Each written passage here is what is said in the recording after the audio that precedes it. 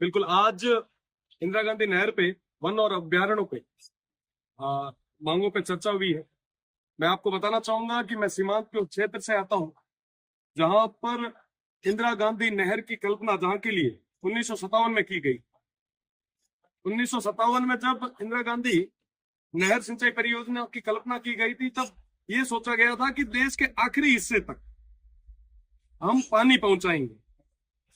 1980 में जैसलमेर के मोहनगढ़ में पानी आया और 1980 से लेके आज तक 44 साल तक मेरा क्षेत्र नहर के इंतजार में आस लगाए बैठा है। प्रदेश की सरकार से मैं आप सभी के माध्यम से निवेदन करूंगा कि इंदिरा गांधी नहर परियोजना का जो एक्सटेंशन रुका हुआ है, आप जल्दी से जल्दी करवाएं ताकि सीमांत के उन लोगों को पानी मिल सके। आपको बताना चाहूंगा कि जैसलमेर के गुंजनगढ़ गांव के बाद में इसका एक्सटेंशन नहीं हुआ और सीमांत के उन लोगों की जो आजीविका है वो पशुपालन पे है। अगर वहां तक पानी पहुंचेगा तो वहां पे खेत खलिहान भी होंगे, किसानों की आय भी बढ़ेगी। और वो जो नहर है उसका एक्सटेंशन रुकने का जो मुख्य कारण है, वो मुख्य कारण डीएनपी है, डेजर्ट नेशनल पार्क।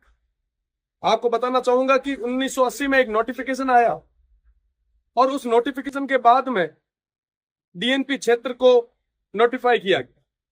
डीएनपी क्षेत्र के अंदर लगभग 3162 वर्ग किलोमीटर क्षेत्र है और जिसका 1962 वर्ग किलोमीटर क्षेत्र जैसलमेर का और 1200 वर्ग किलोमीटर क्षेत्र बाड़मेर का। 185 राजस्व गांव इसके अंदर है। आप विश्वास मानेंगे कि 1980 के बाद में ना आबादी भूमि बढ़ी, ना किसी तरीके का नया डेवलपमेंट हुआ। आज क्योंकि वन एवं अभ्यारण्य की भी बात हो रही है, मैंने आज सरकार से निवेदन भी किया है, मंत्री जी से भी निवेदन किया है कि उस क्षेत्र में उन 185 राजस्व गांवों में मूलभूत सुविधा पहुंचाने का काम हम लोगों को करना चाहिए। आप विश्वास मानेंगे कि अभी तक वहां के किसानों को किसी भी तरीके का केसीसी या ऋण उठाने की कोई सुविधा नहीं दी गई। वो ऋण नहीं उठा सकते, वो कोई लोन नहीं ले सकते, वो बेच नहीं सकते, वो किसी भी जमीन को हस्तांतरित नहीं कर सकते। कई सारी ऐसी समस्याएं आगे आ रही है। तो इन सब तमाम चीजों को मैंने आज माननीय मंत्री जी के सामने और प्रदेश की सरकार के सामने रखा है।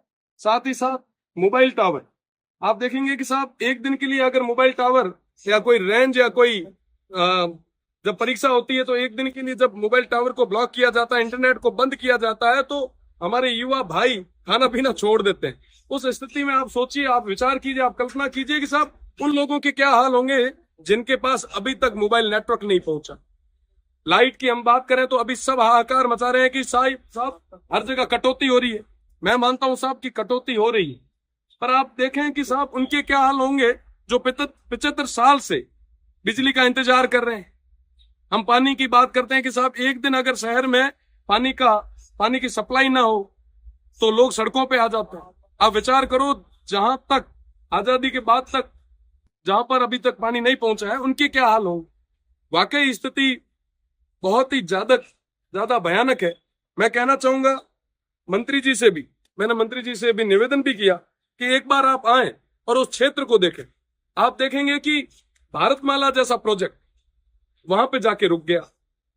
नर्मदा और इंदिरा गांधी नहर परियोजना का जो मिलाने का एक जो सपना था, वो मुझे लगता है कि सपना ही रह जाएगा। अगर हमने मजबूत इच्छा शक्ति के साथ काम नहीं किया तो परिवर्तन नहीं आ पाएगा। सब बड़ी भयानक स्थिति है उस क्षेत्र की।